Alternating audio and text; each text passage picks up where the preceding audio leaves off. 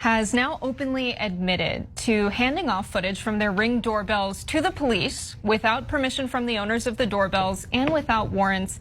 And they've done this 11 times this year alone. Amazon acknowledged this very scary fact. In a letter to Senator Ed Markey last month, Ed Markey wrote to Amazon asking it to both clarify Ring's ever-expanding relationship with the American police, who've increasingly come to rely on the company's growing residential surveillance dragnet, and come to commit to a raft of policy reforms. But that's really not what we saw.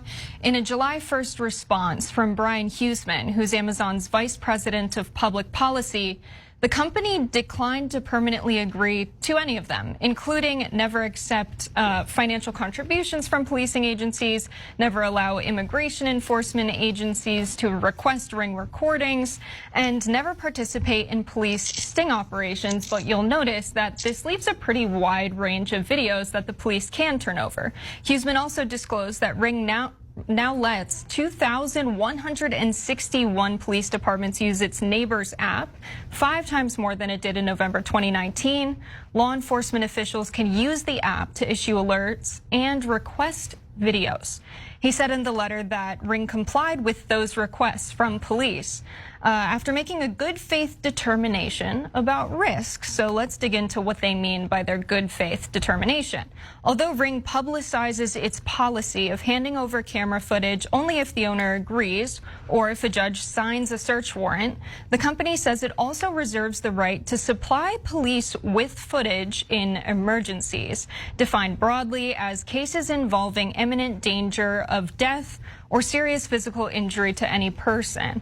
They provided really no details as to what cases or Ring's good faith determination entailed. And in response, Ed Markey put out quite a good statement. He said, "As my ongoing investigation into Amazon illustrates, it has become increasingly difficult for the public to move, assemble, and converse in public without being tracked and recorded. We cannot accept this as inevitable in our country. Increasing law enforcement reliance on private surveillance creates a crisis of accountability." So there are privacy experts that are warning us that, yes, there might be some circumstances that warrant Ring actually turning over the footage to the police where there's an emergency and someone's life is in danger. But there are also many circumstances in which the police may abuse this ability of getting the footage from Amazon, the company, directly. We have Matthew Guarglia, an Electronic Frontier Foundation policy analyst with The Intercept, saying, "If there is the infrastructure, there is the channel by which police can request footage without a warrant or consent of the user.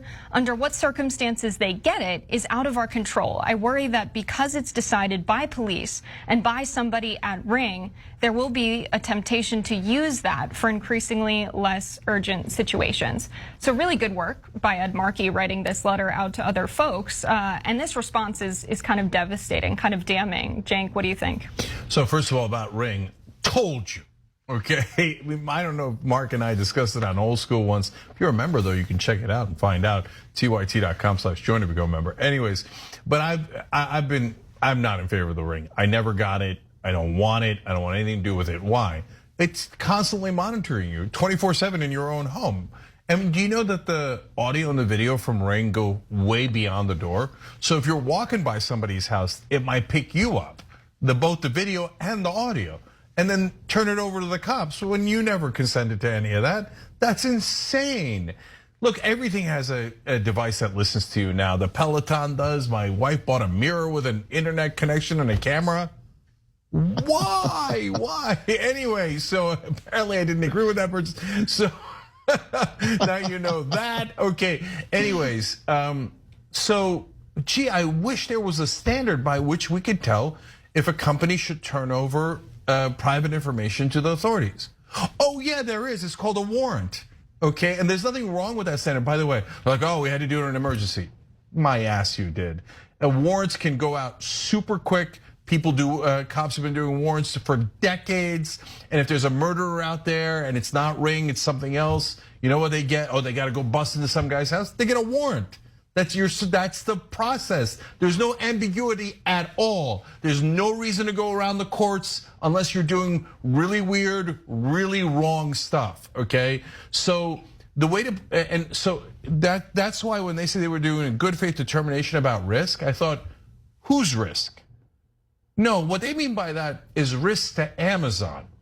Well, if we don't comply with the authorities, maybe we have trouble with them, and that could cost our company. And remember, Amazon has tons of contracts with the government, and so they don't want to endanger those contracts. Versus what? Now, this is an important part.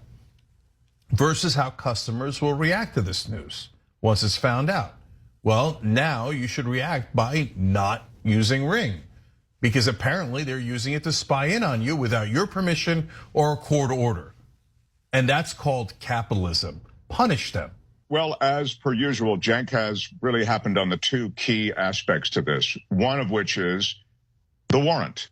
They're in place already is the way you can get this information, video, whatever it might be. And as Cenk also, I think, correctly identified, you can call in a warrant. You don't have to go to the courthouse and go. It happens in an instant. And so with that already in place, it's indefensible that you would just surrender this information at the request of a company or by the way, at law enforcement authorities. And this brings me to the second point, which I'm glad Cenk brought to the fore, which is, these companies have a vested interest in relationships with municipalities and with big government. So Amazon on the grand level, Cenk alluded to it, has tremendous interest, huge contracts with the US government. And so they need positive relationships, but it goes all the way down to small municipalities. You want a good relationship with those small governments. And so there is almost a knee-jerk reaction when it comes to those requests on the part of law enforcement to give up the information, to give up the video. That leaves us Ring users in a pretty weak position. The problem is it's an extremely popular technology that works really well. And as a result, there's a proliferation of this technology. So when, Cenk, you say, hey, you know what? You just don't sign up for Ring anymore. I think, in a way, the horse is out of the barn. I wonder what static can be made. I think Markey's making some of it. What static can be made to bring public attention to this city, media attention to this issue? I love that it's on TYT. I'd love to see it talked about in more and more places and on more and more platforms, because you're right. This is a violation of privacy, and it's a violation of privacy that we don't even know about. It's